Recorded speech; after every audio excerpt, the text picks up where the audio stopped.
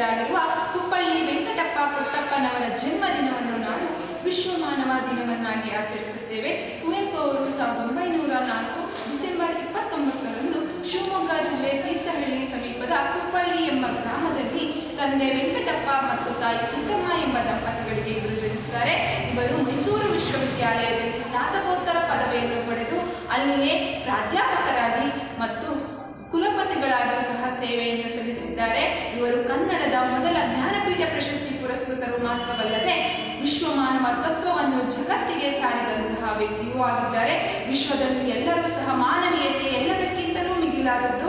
ಜಾತಿ, ಮತ, ಲಿಂಗ, ಭಾಷೆ, ದೇಶಗಳ ಎಲ್ಲೆಯನ್ನು ಮೀರಿ ವಿಶ್ವದಲ್ಲಿರುವಂತಹ ಎಲ್ಲರೂ ಸಹ ಒಂದೇ ಕುಟುಂಬದಂತೆ ಜೀವಿಸಬೇಕು ಅಂತ ಎಂಬ ವಿಚಾರವನ್ನು ಹೇಳಿದಂತಹ ಮಹಾನ್ ವ್ಯಕ್ತಿ ಇವರು ಶ್ರೀ ರಾಮಾಯಣಂ ದರ್ಶನಂ ಕೃತಿಗೆ ಜ್ಞಾನಪೀಠ ಪ್ರಶಸ್ತಿ ದೊರೆತಿದೆ. ಕೊಳಲು, ಪಾಂಚಜನ್ಯ, ಮಲೆಗಳಲ್ಲಿ ಮದುಮಗಳು, ಕಾನೂರು ಸುಬ್ಬಮ್ಮ ಗೆಳತಿ ಹಲವಾರು ಕೃತಿಗಳನ್ನು ರಚಿಸಿದ್ದಾರೆ.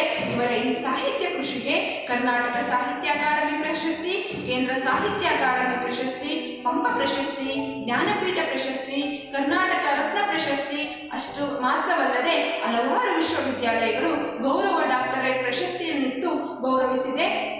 ಇಂತಹ ಮಹಾನ್ ವ್ಯಕ್ತಿಯು ನಮ್ಮ ನಾಡಿನಲ್ಲಿ ಜನಿಸಿರುವುದು ನಮ್ಮ ಹೆಮ್ಮೆ ಎಂದು ಹೇಳಲು ಇಚ್ಛಿಸುತ್ತೇವೆ. ಭಾರತ ಜನನಿಯ ತನುಜಾತೆ ಜಯ ಹೇ ಕರ್ನಾಟಕ ಮಾತೆ ಎಂಬ ನಮ್ಮ ನಾಡಗೀತೆಯನ್ನು ರಾಷ್ಟ್ರಕವಿ ಕುವೆಂಪುರವರು ರಚಿಸಿದ್ದಾರೆ.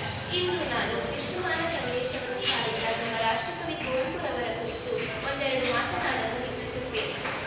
ನನ್ನ ಹೆಸರು ರಚನಾ. ನಾನು 10ನೇ ತರಗತಿಯಲ್ಲಿ ವ್ಯಾಸಂಗ ಮಾಡುತ್ತಿದ್ದೇನೆ. ಕುವೆಂಪು ಕುಪ್ಪಳ್ಳಿ ವೆಂಕಟಪ್ಪ ಪುಟ್ಟಪ್ಪ ಡಿಸೆಂಬರ್ 29 ಚಿಕ್ಕಮಗಳೂರು ಜಿಲ್ಲೆಯ ಕೊಪ್ಪ ತಾಲೂಕಿನ ಹಿರೇಕೊಳಲಿ ಎಂಬಲ್ಲಿ ಜನಿಸಿದರು. ಕನ್ನಡದ ಅಗ್ರಮಾನ್ಯ ಕವಿ, ಕಾದಂಬರಿಕಾರ, ನಾಟಕಕಾರ, ವಿಮರ್ಶಕ ಮತ್ತು ಚಿಂತಕರಾಗಿದ್ದರು. ವರಕವಿ ಬೇಂದ್ರೆಯವರಿಂದ ಯುಗರ ಕವಿ, ಜಗದ ಕವಿ ಎನಿಸಿಕೊಂಡರು. 20ನೇ ಶತಮಾನ ಕಂಡ ದೈತ್ಯ ಪ್ರತಿಭೆ ಇವರದಾಗಿತ್ತು. ಜ್ಞಾನಪೀಠ ಪ್ರಶಸ್ತಿ, ಕರ್ನಾಟಕ ಸಾಹಿತ್ಯ ಅಕಾಡೆಮಿ ಪ್ರಶಸ್ತಿಯನ್ನು ಕರ್ನಾಟಕಕ್ಕೆ ಮೊದಲು ತಂದುಕೊಟ್ಟವರು. ಪಂಪ ಪ್ರಶಸ್ತಿ, ಕರ್ನಾಟಕ ರತ್ನ ಪ್ರಶಸ್ತಿಯನ್ನು ಮೊದಲ ಬಾರಿಗೆ ಪಡೆದವರು.